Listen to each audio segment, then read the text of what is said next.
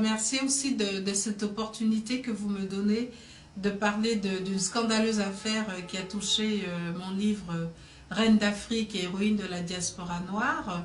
Parce que vous savez, quand on fait ce genre de travail, ce genre de recherche, pour nous, historiens africains, c'est une façon aussi de nous réapproprier notre histoire.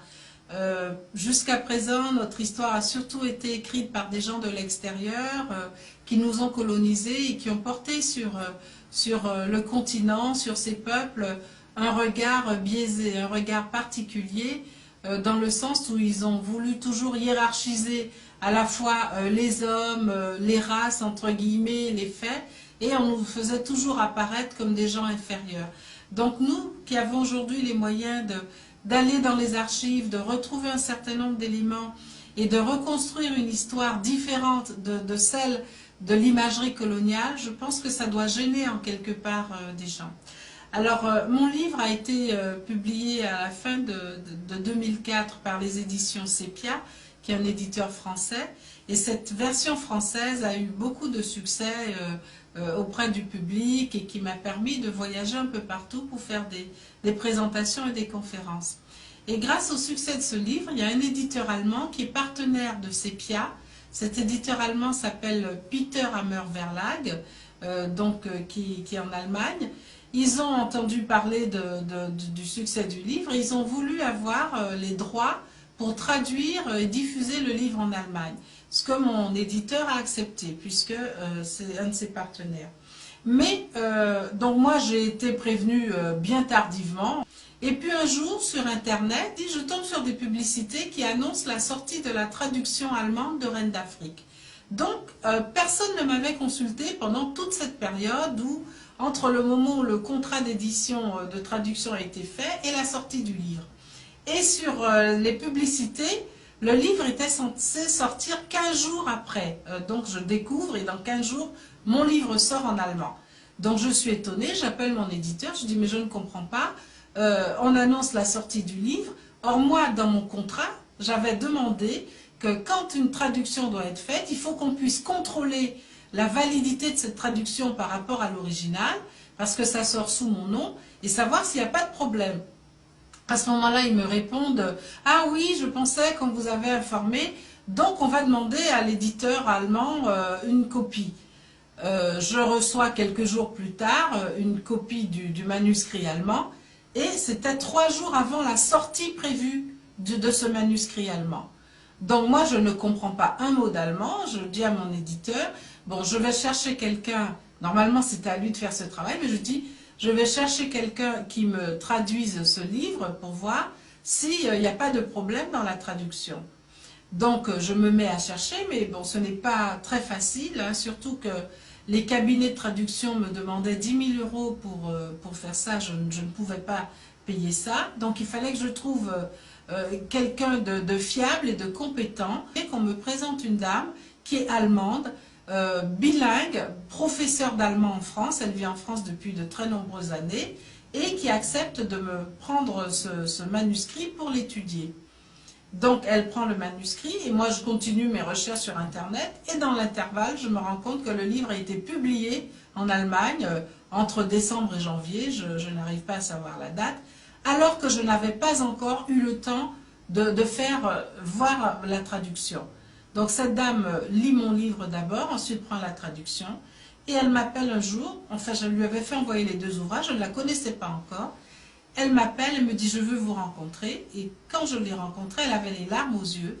Elle me dit « écoutez madame, j'ai lu votre livre qui est magnifique et je suis allemande, j'ai honte de ce qu'on a fait de votre livre, c'est du sabotage. » On se met à travailler, à traduire le livre, elle me dicte les choses et vraiment là ça a été le coup de massue, le choc, le traumatisme.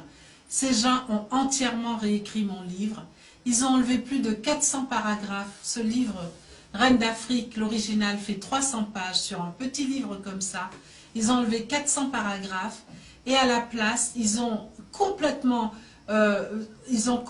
falsifié l'histoire de l'Afrique et des clichés racistes où les Africains sont traités de cannibales, ce que je n'ai jamais écrit dans mon livre, où on raconte que les chefs africains ne savaient même pas utiliser des chaises, qui s'asseyaient sur le dos de leurs esclaves, ce que je n'ai jamais dit dans mon livre. Et chaque fois qu'il y avait des paragraphes qui parlent des résistances, qui parlent de la vitalité, qui parlent du commerce des anciennes sociétés africaines, tout ça, ça a été gommé pour donner une autre image. Ils ont ridiculisé les grands personnages de l'histoire d'Afrique. Bref, c'est un vrai travail de révisionnisme et de sabotage. Alors, quand on a su ça, j'étais scandalisée. J'ai tout de suite cherché un avocat pour dire ce n'est pas possible, il faut faire quelque chose. Ces gens ont complètement trahi mon œuvre, d'autant qu'ils ont gardé mon nom. Ils ont gardé le titre de mon livre, ils ont gardé mon nom. Quelque temps plus tard, j'apprends par des sites et des échos que le livre a suscité un grand scandale dans la communauté afro-germanique, parmi les intellectuels. Et dans le même temps qu'il se vend à tout va, qu'il marche avec beaucoup de succès, parce que beaucoup d'Allemands l'ont acheté. Il y a eu des émissions à la radio, à la télévision pour parler de ce livre. Donc les Allemands européens l'ont acheté et le trouvent bien parce que ça correspond aux clichés qu'ils ont sur les nègres, sur les peuples noirs. Et les Africains, tous les Afro-germaniques ont été scandalisés en se disant comment quelqu'un qui se prétend historien, qui se prétend en plus une intellectuelle noire, a pu écrire un livre aussi scandaleux pour dénigrer l'histoire de l'Afrique et ridiculiser les peuples noirs. Voilà l'histoire dans laquelle je me suis trouvée.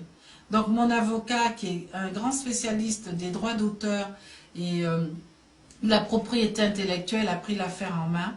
Et systématiquement, on a été débouté par les tribunaux français. Les contrats d'édition prévoyaient que c'était un tribunal français choisi par mon éditeur qui devait traiter de l'affaire en cas de litige. La première audience où on demandait le retrait du livre allemand, ils ont dit qu'ils ne sont pas compétents, alors que les contrats disent que c'est eux qui sont compétents. Ils ont reconnu qu'il y avait effectivement un problème de contrefaçon, hein, puisque l'ouvrage n'était pas le même, mais ils ne sont pas compétents. Mon avocat est allé sur le fond, toujours au même tribunal de Créteil, qui n'ont même pas abordé la question qu'on leur posait, c'est-à-dire la contrefaçon et la responsabilité de mon éditeur. Ils m'ont débouté. Ensuite, on est allé en appel à la Cour d'appel de Paris. Le jour de l'audience, le président du tribunal regarde quelques textes de mon livre, parce qu'on avait fait une comparaison entre ce que j'ai écrit et voilà ce que disaient les Allemands. Il dit, mais ce n'est pas du tout la même chose, qu'il y a des distorsions, des contrefaçons. Et curieusement, dans le jugement qu'on reçoit, il n'y a aucune mention de ça. Ils occultent totalement la question de contrefaçon. Ils disent, puisque c'est l'histoire de l'Afrique, ça n'a pas d'importance qu'on écrit n'importe quoi. Et ils ont créé une jurisprudence discriminatoire pour dire que deux éditeurs, l'éditeur français et l'éditeur allemand, ne sont pas responsables, qu'ils pouvaient faire ce qu'ils voulaient. Alors que la loi française et la loi européenne protègent les auteurs en disant qu'on n'a pas le droit de changer un texte sans l'accord de l'auteur. Là, moi, je suis une auteure noire. Bon, ça n'a pas d'importance, donc ils peuvent faire ce qu'ils veulent avec notre travail. Voilà le combat que je mène aujourd'hui et qui m'a épuisée, qui m'a vraiment ruinée. Et je ne comprends pas que dans ce pays qui se prétend le pays des droits de l'homme, hein, qu'on puisse aujourd'hui prendre le travail de quelqu'un, d'un historien, d'un intellectuel, complètement le saboter, le piétiner, écrire n'importe quoi et trouver que c'est normal. Alors que ça aurait été un auteur européen, français, blanc, on aurait enlevé 3 mots, ça aurait suscité un tollé parmi tout le monde intellectuel ici.